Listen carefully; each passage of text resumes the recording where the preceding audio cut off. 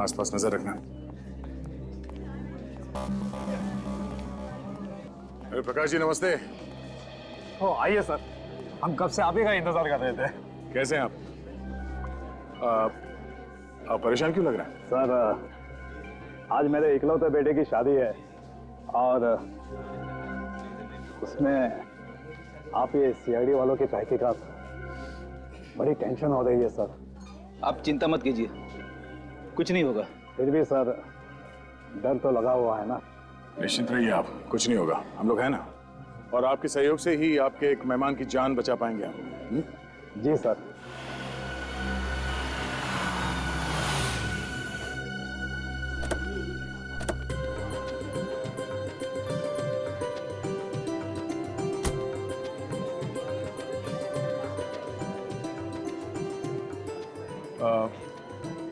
हम लोग दूल्हा दुल्हन से मिल लेते हैं। नमस्ते।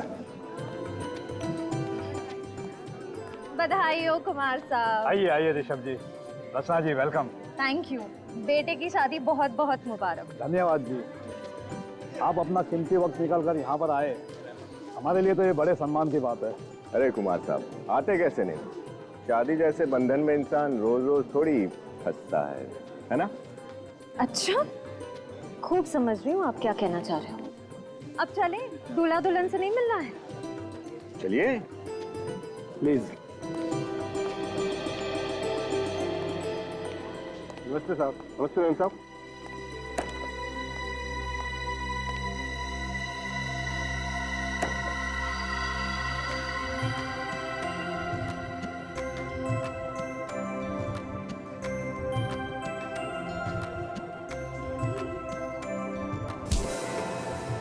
भाई साहब जरा देख कर चलिए।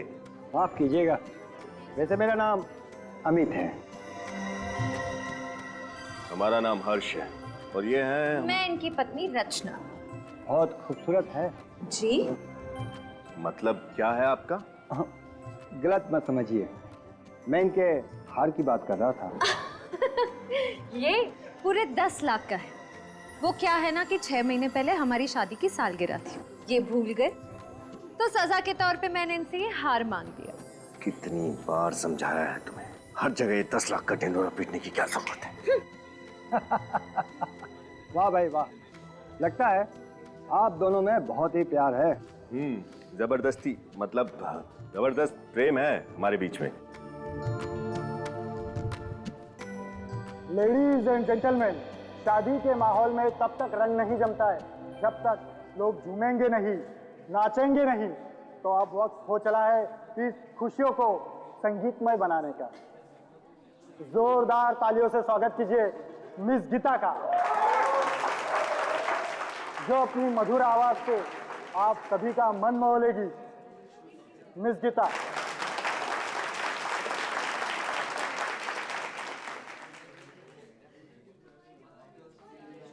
ये लीजिए।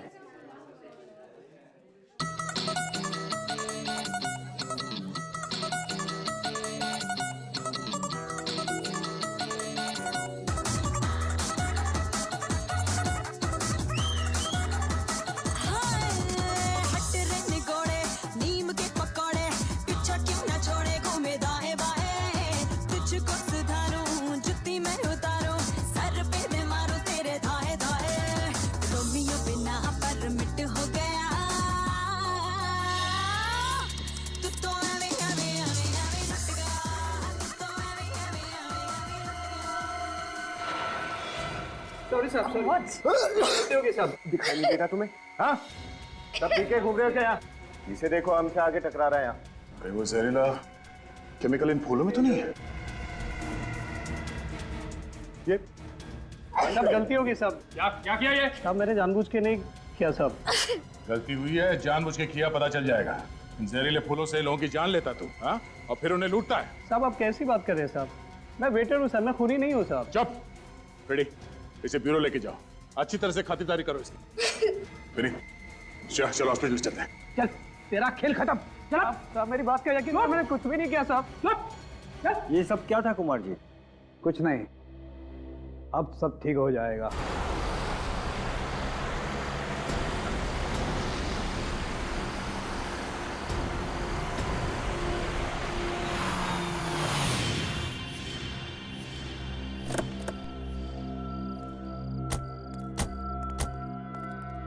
Oh no.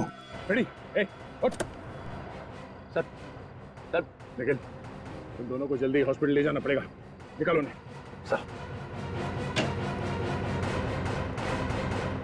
डॉक्टर साहब, आप कैसी तबीयत है फ्रेडी और उस वेटर राजू की? इन्होंने शायद कोई जहरीली गैस सूंघ ली थी जिसकी वजह से वो बेहोश हो गए, लेकिन अभी वो खतरे से बाहर है। हम फ्रेडी से मिल सकते हैं? देखिए फिलहाल वो होश में नहीं है। मैंने उन दोनों को नींद का इंजेक्शन दिया है, दोपहर तक होश आ जाएगा। ठीक है डॉक्टर, थैंक यू। सर जरूर ये वही जहरीली गैस है जिससे उन शादीशुदा जोड़ों को मारा जा रहा है। हाँ निखिल, मगर डॉक्टर तारिका ने तो कहा कि जो फूल श्रेया और विनीत पे गिरा था उसमें कोई जहरीला केमिकल नहीं था। इसका मतलब है वो जहरीला केमिकल उस गाड़ी में ही था। लेकिन सर उस गाड़ी की चाबी हमने किसी भी बैंक्वेट के स्टाफ मेंबर को नहीं दी थी, तो फिर? अब इन सारे सवालों का जवाब उस गाड़ी से ही मिलेगा।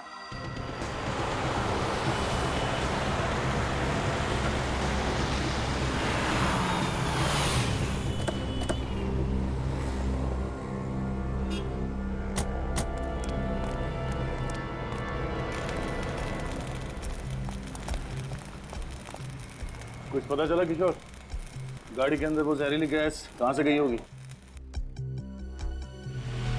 नहीं साहब,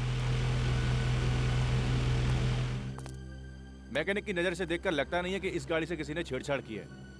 सब कुछ एकदम बरोबर है। तुमने अच्छी तरह से तो चेक किया है ना, बारीकी हाँ से? साहब, एकदम बरोबर है।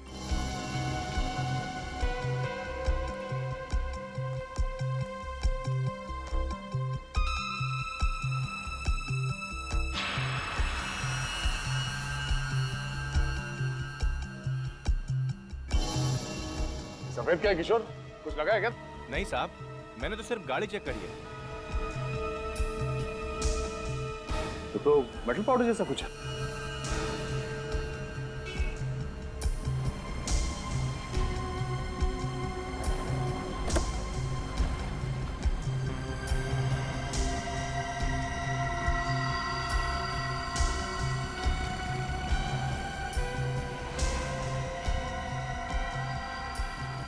ओह, तो ये चक्कर है।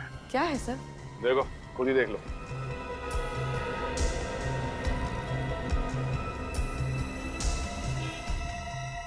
सर इतना बारीक छेद तो मैग्नीफाइंग ग्लास से ही दिख सकता है।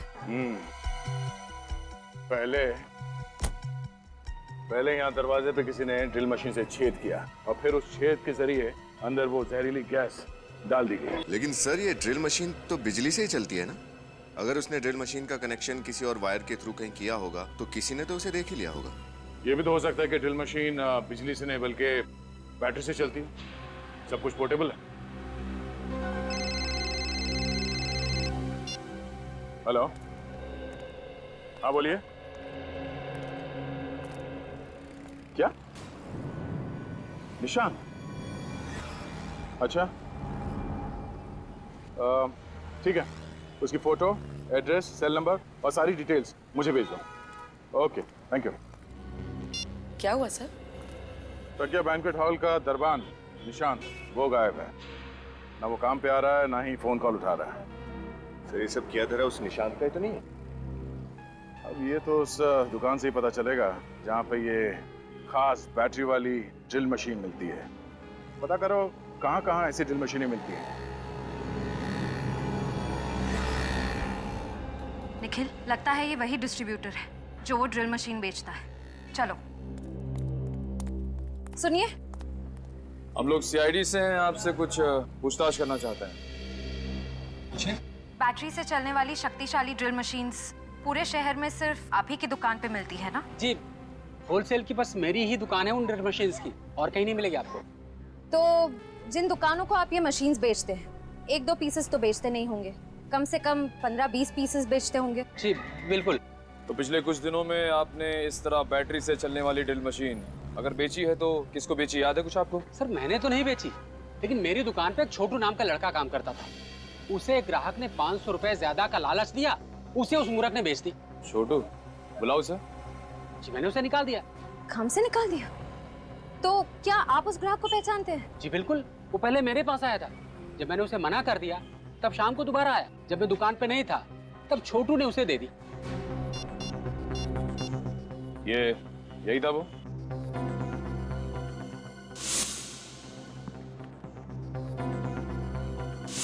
हाँ ये तो है वो। मतलब निशान ही वो है जो एक के बाद एक खून किए जा रहा है।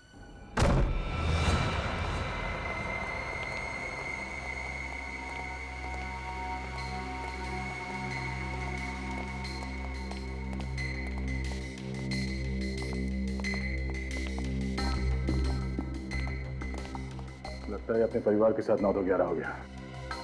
तलाशी लो घर की अच्छी तरह से।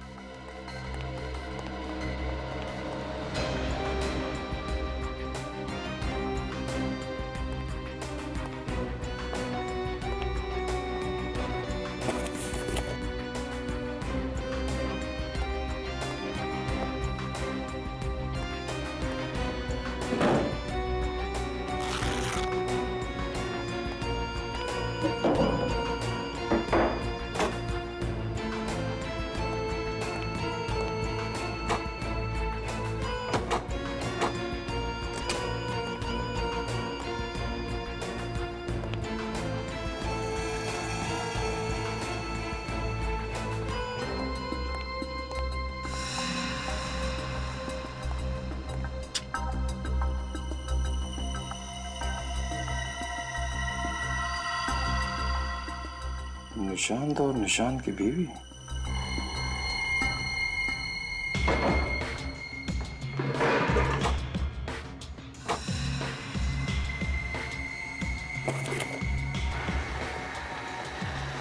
ये है वो पोर्टेबल ड्रिल मशीन जिसे उस कार के दरवाजे पे छेद किया गया। सर, हाँ विनीत। सर, ये देखिए, नई वॉशिंग मशीन, नया टीवी और सारा नया नया सामान खरीदा है इस निशांत ने। सर, एक दरबान अचानक इतनी कीमती चीजें तभी खरीद सकता है जब उसकी कोई बड़ी लॉटरी लगी हो, या फिर वो गलत कामों में उलझा हुआ है। सर, ये इयररिंग अंदर पड़ा हुआ मिला था, शायद शिखा का ही होगा।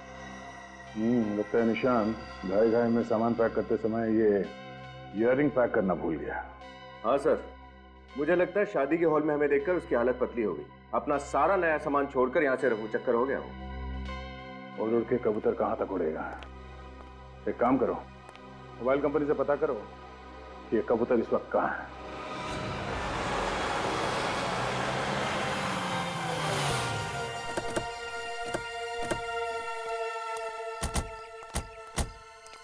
सर, आखिरी बार निशान का मोबाइल यहीं पर था। यहाँ पे ये देखो,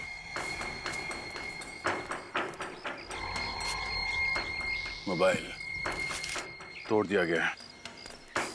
इसमें तो सिम कार्ड भी नहीं है।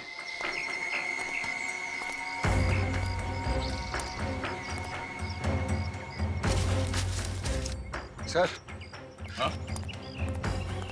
देखिए सर, फावड़ा पड़ा हुआ है, मिट्टी भी लगी हुई इस पर ताजी। एक काम करो, आसपास देखो कहीं खुदाई का काम हुआ है क्या।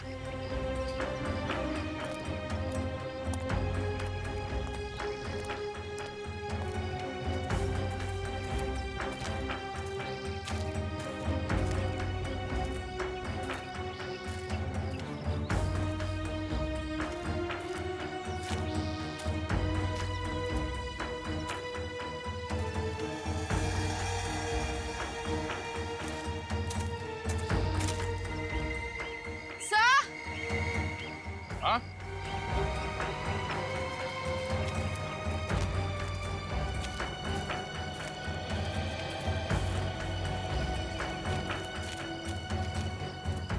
सर ये देखिए, सर यहाँ मिट्टी खुदी हुई है।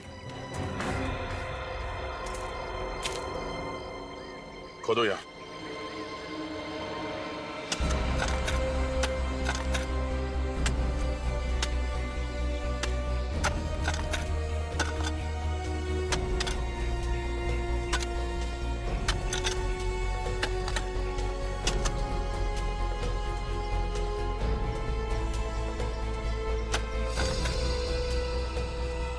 सर, हाँ? हटाओ इसे।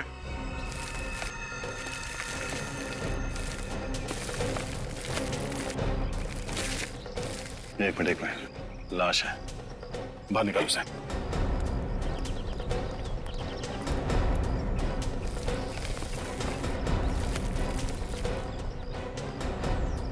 संभाल के। सर ये निशांत है। निशांत? सर, इस केस से तो मेरा सर चकरा गया। अब इस निशांत को किसने मारा होगा? उसी ने जिसने ये सारे खून किए हैं और चोरियां की हैं। उसने इस निशान का इस्तेमाल किया सिर्फ हमें गुमराह करने के लिए। तो मैं कब से तुमसे कुछ पूछ रहा हूँ और तुम हो कि मेरी बात का जवाब ही नहीं दे रही हो। क्योंकि मैं नाराज हूँ तुमसे। तुम्हारी इस नाराजगी की वजह जान सकता हूँ? शादी में कितने लोग मेरी तारीफ कर रहे थे कि मैं सुंदर लग रही हूँ, मैं अच्छी लग रही हूँ, और तुम हो, तुम्हारे पास तो 2 शब्द तक नहीं है ना अपनी बीवी के तारीफ में। भाई तारीफ उसकी की जाती है जिसकी खूबसूरती शब्दों में बयान की जा सके, और तुम्हारी तारीफ के लिए मुझे शब्द ही नहीं मिलते।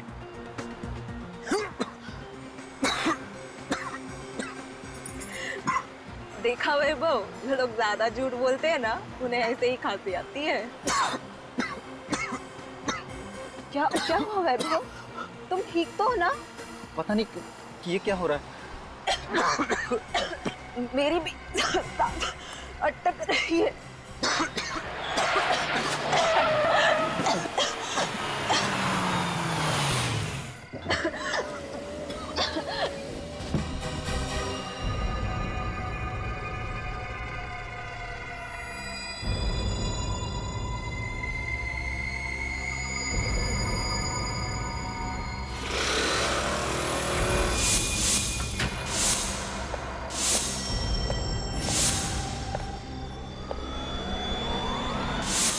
अभिजीत, 25 और 26 को सिंगापुर में क्रिमिनल साइकोलॉजी पर एक बहुत बड़ी कॉन्फ्रेंस है। मैं चाहता हूं कि तुम और दया वहां होकर आओ। Morning sir. मॉर्निंग? तुम दोनों इतनी जल्दी सुबह सुबह? सर मैं तो बस अभी अभी आई, पर पंकज शायद कुछ ज्यादा ही जल्दी आ गए हैं। अच्छा सर, मुझे थोड़ा जल्दी घर जाना है।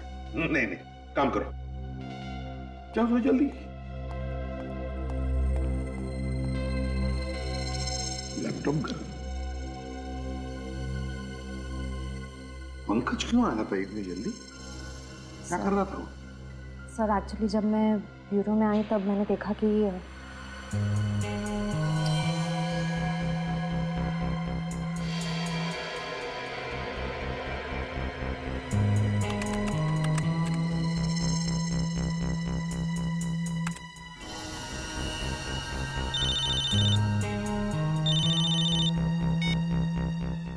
हेलो, हाँ सूरज सर। हाँ, आपने जैसे कहा था मैं वैसे ही कर रहा हूँ। नहीं सर, ब्यूरो में मैं अकेला हूँ, कोई भी नहीं है। हाँ सर, सारी डेटा कॉपी हो रही है। सर कोई आ रहा है, मुझे आपको 2 मिनट फोन करने दो।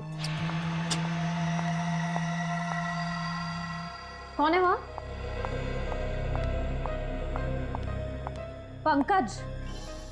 अरे श्रेया, तुम कब आई? क्या कर रहे थे तुम यहाँ? मैं योगा कर रहा था। बैठे बैठे ना थोड़ा पीठ अकड़ गई थी तो। टेबल के पीछे? आप तो योगा तो कहीं भी कर सकते हैं ना। सर मुझे पूरा यकीन है ये कुछ गड़बड़ कर रहा था। सर मुझे भी लग रहा है ये सूरज और पंकज कोई टेढ़ी खीर पका रहे हैं।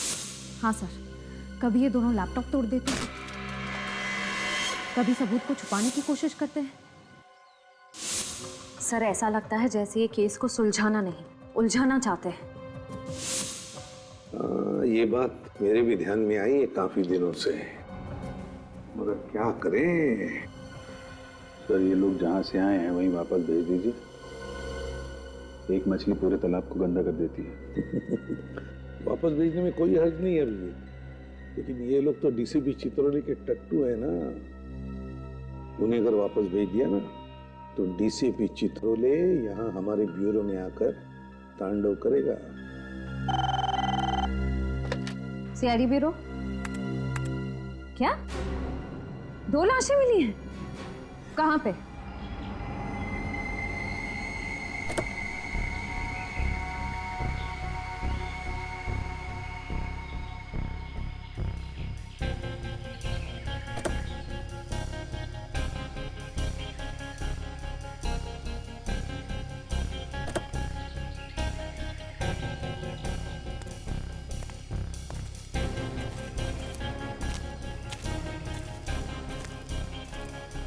तो तुम लोग श्याम नगर का रास्ता पूछ रहे थे।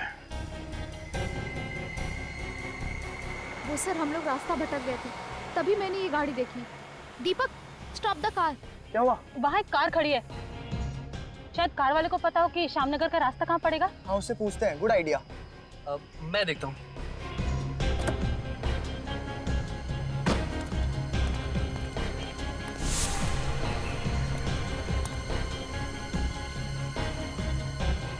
भाई साहब ये श्यामनगर का रास्ता किधर होगा?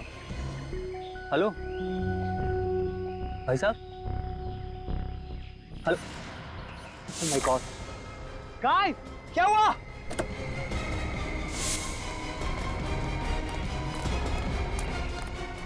क्या हुआ?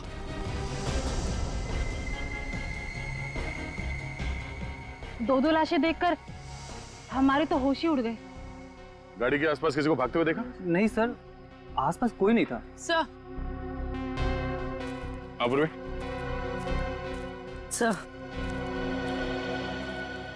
सर इसके कान पे ये जो निशान है, लगता है किसी ने ईयररिंग खींच के निकाला है। सर इसके गले पर भी एक निशान है।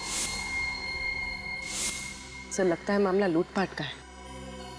अपूर्वी, सर ये गहने वगैरह शरीर के ऊपर के हिस्से से गायब है। ये पैर में बिच्छू और पायल वैसे का वैसे ही, मतलब खूनी गाड़ी के खिड़की से उसने इस जुर्म को अंजाम दिया है। सर, इन दोनों हस्बैंड वाइफ ने कितने सपने देखे होंगे सर एक दूसरे के साथ अपने भविष्य के लिए, और किसी खूनी ने सिर्फ चोरी करने के लिए इन दोनों को मार दिया। खूनी तुम्हारी तरह भावुक नहीं होते पंकज, वो सिर्फ अपना सोचते हैं, दूसरों का नहीं। कि शरीर पे कहीं भी चोट या जख्म का कोई निशान नहीं है।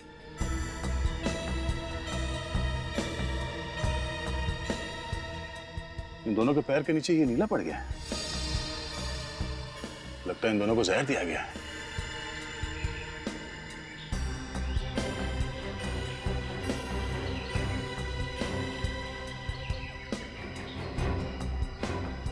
सर,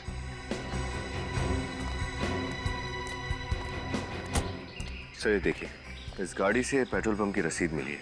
कल रात इन लोगों ने किसी पेट्रोल पंप से 2000 का पेट्रोल भरवाया था। इस पेट्रोल पंप में चल के पता करते हैं, शायद वहां से पता चल जाए कि इन दोनों को जहर किसने दिया था।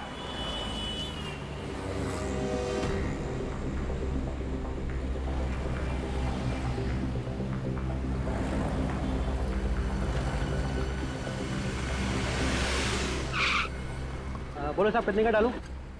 आज सुबह ही टैंक फुल किया है। इतना जल्दी पेट्रोल खत्म हो गया? गाड़ी का एवरेज खराब है क्या? CID की गाड़ी का एवरेज बहुत अच्छा है। फिलहाल तुम इस गाड़ी के बारे में बताओ।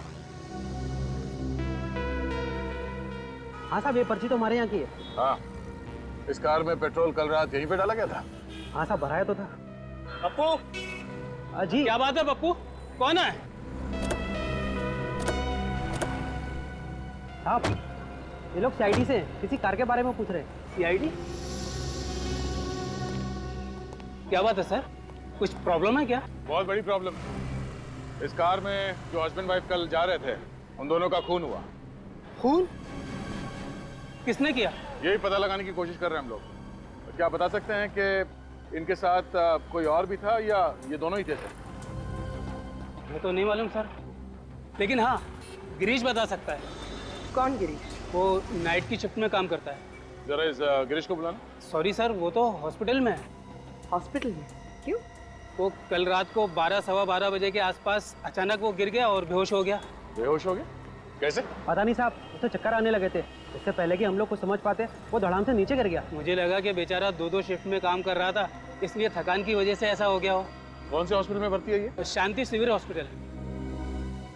शांति शिविर हॉस्पिटल। सर ये वैभव और शिखा, ये लोग एक शादी से लौट रहे थे सर, जब इन पे हमला हुआ। और सर, हमला होने से पहले रात करीब 12 बजे ये लोग एक पेट्रोल पंप पर पहुंचे, जहां एक अटेंडेंट गिरीश ने इनकी गाड़ी में पेट्रोल डाला और इनके जाने के बाद वो बेहोश हो गया और हॉस्पिटल पहुंच गया। अभिजीत, ये पेट्रोल अटेंडेंट गिरीश का बेहोश होना और फिर उसके बाद में वैभव और शिखा, इन दोनों पर हमला होकर उनकी भी मौत होना, कहीं इन दोनों बातों में कोई कनेक्शन तो नहीं? सर, सर मैं अभी अभी हॉस्पिटल में गिरीश को मिलकर आ रही हूँ। डॉक्टर्स का कहना है कि उसकी बेहोशी की वजह थकान नहीं, कोई जहरीला केमिकल है, कोई जहरीली गैस। तो फिर अभिजीत इसका मतलब है कि ये दोनों शादीशुदा इसी जहरीले गैस के चपेट में थे और इन्हीं के जरिए इस गिरीश तक ये जहरीला गैस पहुंच गया। हाँ सर, गिरीश बच गया क्योंकि वो वक्त पर हॉस्पिटल पहुंच गया, लेकिन वैभव और शिखा की किस्मत इतनी अच्छी नहीं थी। मगर ये जहर है कौन सा? है कौन सा ये जहर जो 2 मिनट में आदमी दम तोड़ दे? सर, सर इस जहर का नाम है फोलियम ब्यूरोक्साइटिस। हेलो तारिका जी। फोलियम ब्यूरोक्साइटिस। हाँ सर, ये जहरीला केमिकल मुझे वैभव और शिखा के फेफड़ों से मिला है।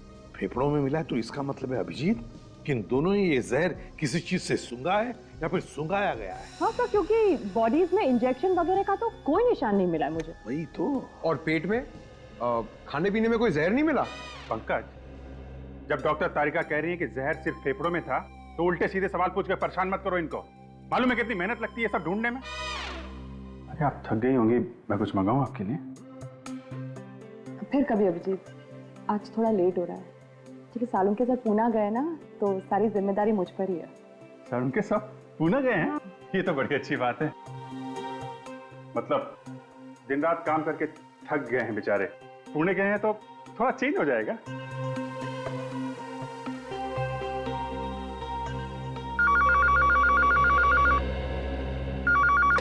हेलो, 2 खून कहाँ पे?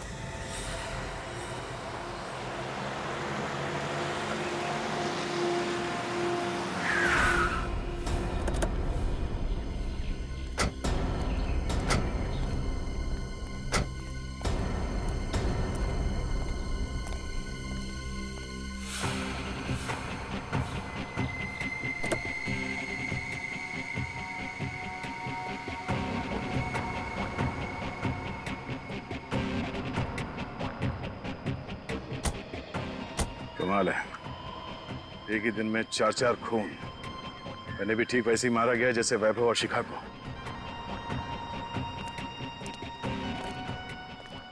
तुमने फोन किया था? मैं जी हाँ सर, मैंने फोन किया था। क्या हुआ था यहाँ पे? सुबह सुबह काम पे जा रहा था, गाड़ी को देखकर शक सा हुआ। झांक कर देखा तो दोनों मरे पड़े थे। यहीं पे रहते? हाँ सर। ठीक है, जाओ।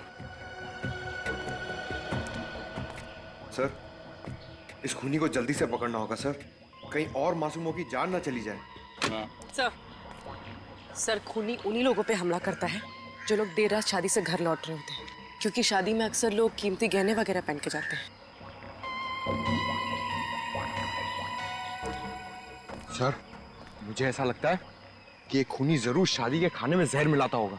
नहीं पंकज, डॉक्टर तारिका ने बताया कि वैभव और शिखा के फेफड़ों में जहर मिला था, तो हो सकता है इन्हें भी जहर सुंघाया गया हो। या फिर सर शादी से निकलने के बाद रास्ते में ये लोग कहीं रुके हों और वहीं इन्हें जहर दे दिया गया हो सकता है। बने ये क्या? जीपीएस सिस्टम वो भी ऑन है। अब पता चल जाएगा ये जहर इन दोनों को कब और कहां दिया गया था। वो कैसे सर? पंकज, ये जीपीएस टेक्निक लोग गाड़ी चलाते वक्त इस्तेमाल करते हैं ये जानने के लिए कि मंजिल तक पहुंचने के लिए कौन सा रास्ता सबसे अच्छा है, कहां पे कम ट्रैफिक होता है। इस जीपीएस सिस्टम से हमें ये तो पता चल ही जाएगा कि ये गाड़ी इस रास्ते पे आई कहां से और ये कहीं पे रुकी थी या नहीं। सर? हाँ सर, जीपीएस कंपनी से उस दूसरे कपल की कार का रिकॉर्ड मिल गया। चलो दिखा जल्दी।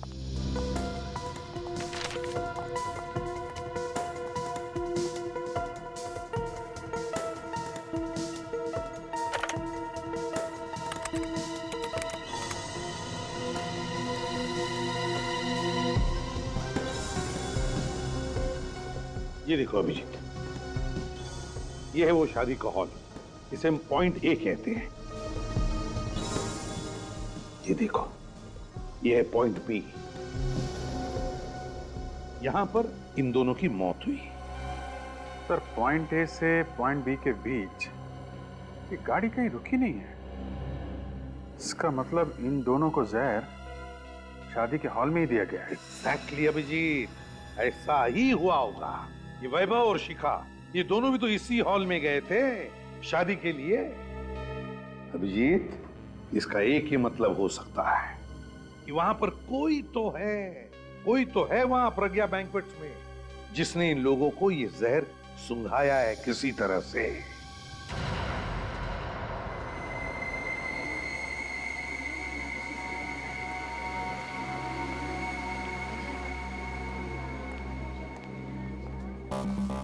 हाँ तारिका, क्या पता चला इनके बारे में? सर मुझे 2 बातें पता चली है जो आप लोगों को खूनी के काफी करीब ले जा सकती है। क्या? वो क्या? तो ये देखिए, इसके गले पे ये खरोचों के निशान जो शायद खूनी के साथ हाथापाई की वजह से हो गए हो। सर, उस जंगल में जहाँ पे हमें निशांत की बॉडी मिली थी, वहां पे हमें निशांत का टूटा हुआ मोबाइल भी मिला था। कहीं इस हाथापाई की वजह से तो वो नहीं टूटा? हो सकता है, मगर ये खरोचों हमें खूनी तक कैसे पहुंचाएंगी? क्योंकि सर इन खरोचों से ये पता चल रहा है कि खूनी कोई लड़का नहीं बल्कि एक लड़की है। लड़की है? वो कैसे? सर इन खरोचों के अंदर मुझे नेल पॉलिश के ट्रेसेस कुछ अंश मिले, और सिर्फ इतना ही नहीं, निशांत के नाखूनों में मुझे चमड़ी मिली है जिसकी डीएनए रिपोर्ट भी यही बता रही है कि खूनी एक लड़की है। नेल पॉलिश की ट्रेसेस मिले, और दूसरी बात क्या है? वो ये कि इसे भी वही जहरीला केमिकल दिया गया था जिससे उन शादीशुदा जोड़ों का खून किया गया था। मतलब इस सारे के पीछे एक ही औरत है, एक ही औरत जिसने वो सबूत भी निशांत के घर में रखे और फिर इसे जंगल में बुलाकर मार डाला। और ये सारा का सारा काम इतनी सफाई के साथ किया कि पूरा शक निशांत पे जाए। सर हो सकता है इस निशांत की बीवी उसी औरत के कब्जे में हो सकता है श्रेया, हो सकता है। और हो ना हो, ये कोई औरत ही है, उस होटल की स्टाफ मेंबर जिसने सारा खेल रचाया है। सचिन, काम करो, प्रज्ञा बैंक्वेट में फोन करके पता लगाओ क्या कोई स्टाफ मेंबर है, कोई औरत जो छुट्टी पर है किसी कारण।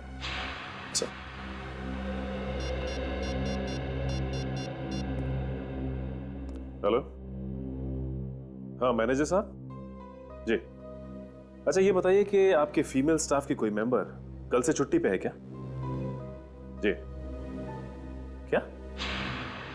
ओके, आपकी मदद के लिए बहुत बहुत शुक्रिया जी, थैंक यू सर।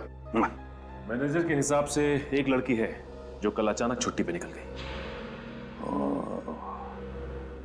मतलब कोई तो औरत है होटल की स्टाफ जो छुट्टी पर है।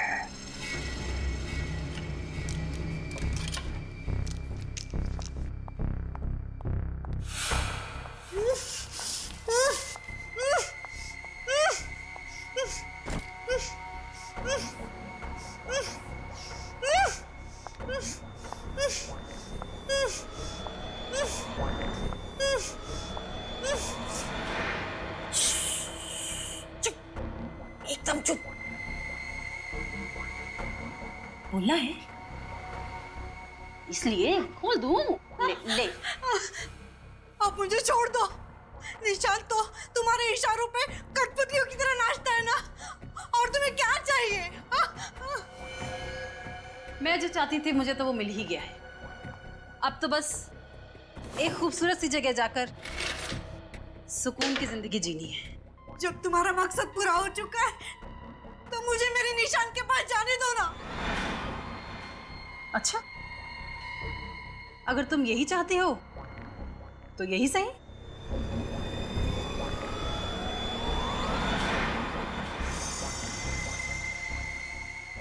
ये क्या कर रही हो? ये क्या कर रही हो तुम?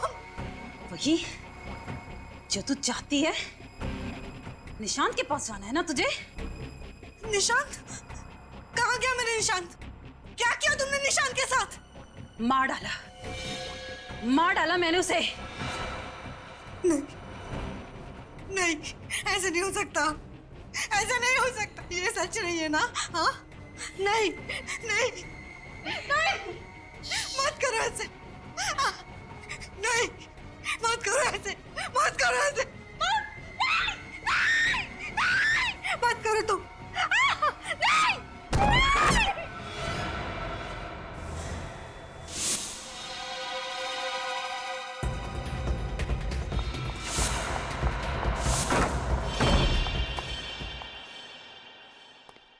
बहुत हो गया गीता जी, अब तुम्हारा खेल खत्म। खेल खेल अभी खत्म नहीं हुआ है, खेल तो अभी शुरू हुआ है।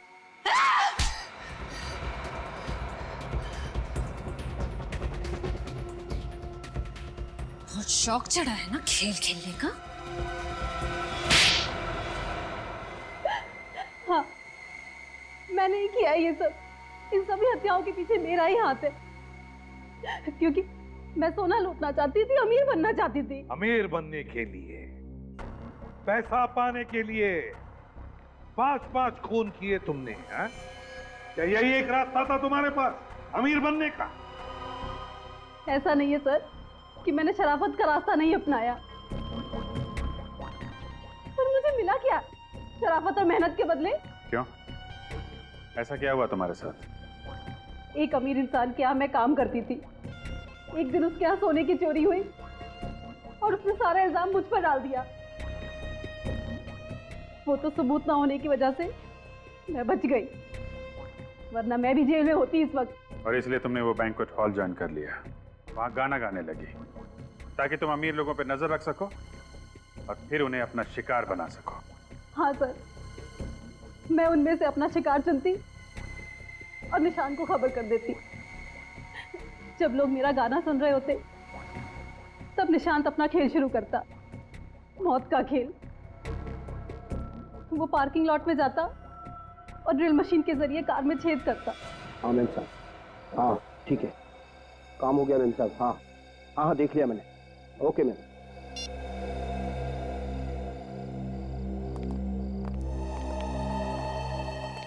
जरा ध्यान रखना, मैं आता हूँ। ठीक।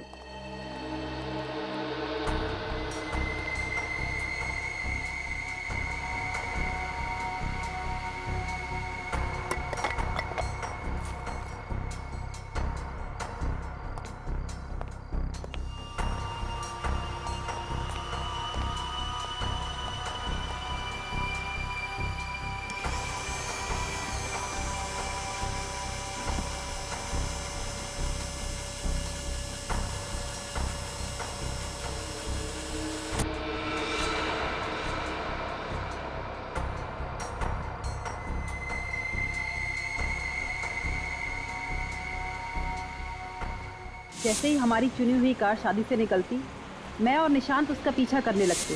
जहरीला केमिकल आधे घंटे में अपना असर दिखाता था और कार में बैठे लोगों का दम घुटने लगता। वो लोग खिड़कियां खोल देते ताकि खुली हवा में सांस ले सके, और तब मैं वहां पहुंचकर उनके सारे गहने और जेवर लूट लेती थी। निशांत तो तुम्हारे लिए काम कर रहा था ना, फिर उसे क्यों मारा तुमने? सारा दिमाग मैं लगाती, प्लान मैं बनाती, और आए दिन वो बस अपना हिस्सा बढ़ाने की बात करता। और वैसे भी मैंने तो उसे बस एक जरिए की तरह इस्तेमाल किया, एक मोहरे की तरह, ताकि सीआईडी का शक उस पर जाए। जब मेरा काम खत्म हो गया तो मैंने उसे भी मार दिया।